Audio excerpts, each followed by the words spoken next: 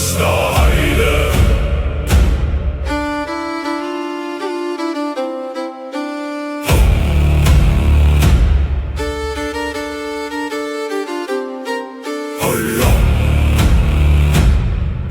Zwischen Wald und Dünen, vom Wind ganz krumm gebeugt, stand unser kleines Haus, vom Salz schon leicht gebleicht.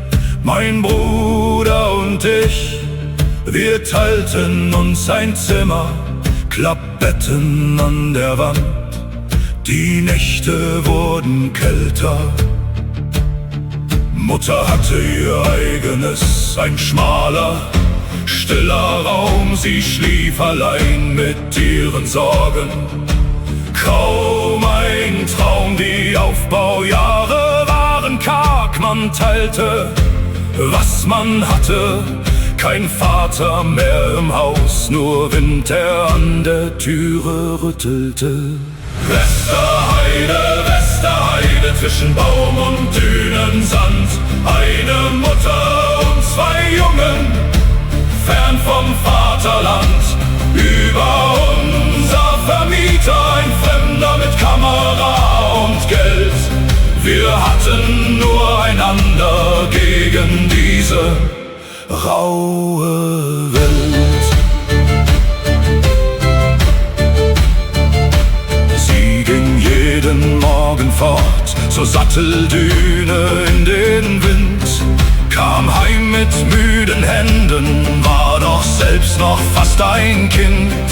In ihren eigenen Augen, dass man Vater rief, seit jenen Krieg, der alles nahm, was einmal Heimat hieß. Westerheide, Westerheide, zwischen Baum und Dünensand. Eine Mutter und zwei Jungen, fern vom Vaterland.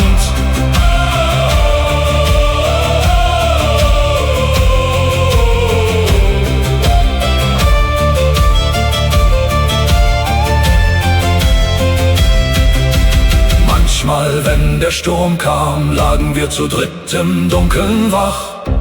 Drei Betten, eine Angst, ein Dach, das Ächten nachgab. Kein Wort fiel über das, was fehlte in dem kleinen Raum.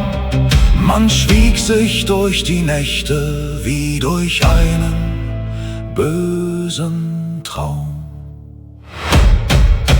Westerheide, Westerheide, ich seh dich heut noch klar, ein karges Glück im Sturm, doch was uns blieb, war mein Bruder, Mutter, ich. Wir haben's überstanden, drei stille Namen tief im Dünensand.